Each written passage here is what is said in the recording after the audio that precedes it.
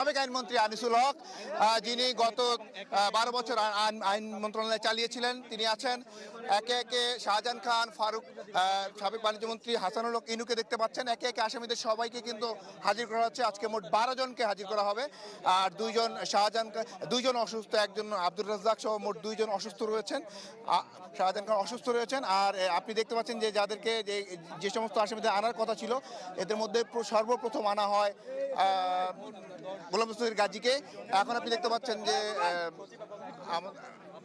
কামাল আহমেদ মজুমদার, সাবেক মন্ত্রী, তিনি নামছেন গাড়ি থেকে। এরপর সালমান এফ রহমান, যাকে বলা হয় গত 15 বছরে শেয়ার বাজার কেলেঙ্কারির অন্যতম হোতা সালমান এফ রহমান, তাকে আপনারা দেখতে পাচ্ছেন। এরপরে রয়েছেন সাবেক প্রধানমন্ত্রীর সাবেক উপদেষ্টা তৌফিকে ইলাহি চৌধুরী, ঠিক পেছনেই রয়েছেন সাবেক একজন সচিব রয়েছেন জুনায়েদ আহমেদ পলক, যিনি আইসিটি প্রতিমন্ত্রী ছিলেন। এবং একে একে সব আসামিদেরকে কিন্তু জাহাঙ্গীর আলম, যিনি স্বরাষ্ট্রমন্ত্রী ছিলেন, মোট 12 আসামিকে আজকে এনে হাজির করা হয়েছে। আমরা এখন পর্যন্ত যতটুকু জানতে পেরেছি 10:30টায় আন্তর্জাতিক অপরাধ ট্রাইব্যুনাল বসবে। এই ট্রাইব্যুনালে এরপরে যে নিয়মিত প্রথম 1 নম্বর মামলা হলো শেখ হাসিনার মামলা, শেখ হাসিনার গ্রেপ্তারি পরোয়ানা সংক্রান্ত যে মামলা, সেটির বিষয়ে কথা তারা বলবেন। এটি শেষ হলে এরপরে 2 নম্বর মামলা হিসেবে যে 12 জনকে হাজির করা হয়েছে, এদের প্রয়োজনীয় আনুষ্ঠানিকভাবে যে গ্রেপ্তার দেখানোর প্রক্রিয়া, আনুষ্ঠানিকভাবে গ্রেপ্তার দেখানোর প্রক্রিয়াটি সম্পন্ন হবে। আর আমরা প্রসিকিউশন সূত্র যেটা জানতে পেরেছি, সেটি হলো যে তারা যেটি করবেন আজকে, তাদের পক্ষ থেকে বলা হবে যেন তদন্ত সংস্থার বিষয়ে যে জিজ্ঞাসাবাদের বিষয় সেটি রয়েছে। তো আজকে আসামি হাজিরের মধ্য দিয়ে আন্তর্জাতিক অপরাধ ট্রাইব্যুনালে প্রথমবারের মতো হাজির করা হলো আসামিদের, এবং এর মধ্য দিয়ে বিচার প্রক্রিয়ার যে আনুষ্ঠানিকতা সেটি কিন্তু শুরু হয়ে গেল। এবং আমরা একটু জানতে চেষ্টা করি, যেন মাইনুর রহমান, আপনি কার পক্ষে আছেন?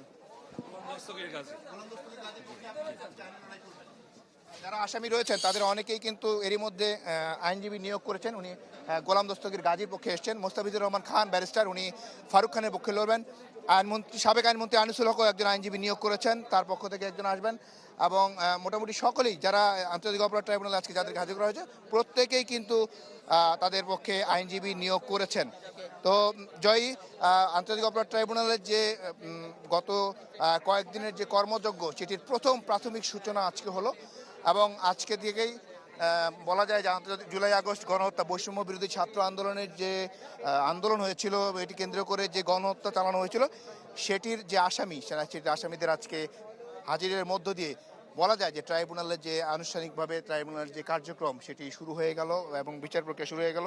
এরপরেও কিন্তু আগামী পরশুদিন 20 তারিখেও কিন্তু বেশ কয়েকজন সাবেক পুলিশ কর্মকর্তাকে হাজির করা হবে, সাবেক আইজিপি সহ এনটিএমসি সাবেক মহাপরিচালক সহ মোট বেশ কয়েকজনকে হাজির করানোর কথা রয়েছে। আমরা আরেকটি তথ্য জানতে পেরেছি, সেটা হচ্ছে গতকালকে এনটিএমসির মহাপরিচালককে কিন্তু 6 ঘন্টা জিজ্ঞাসাবাদ করে তদন্ত সংস্থা। প্রথমবারের মতো কোনো আসামিকে তদন্ত সংস্থা জিজ্ঞাসাবাদ করেছিল এবং তিনি কিন্তু সেখানে মুখ খুলতে রাজি হন নাই। তামন তথ্যই আমরা জানতে পেরেছি। তাকে আরও জিজ্ঞাসাবাদ করা হবে বলেও সেটি একটি আবেদনও পরবর্তীতে তদন্ত সংস্থা করবে।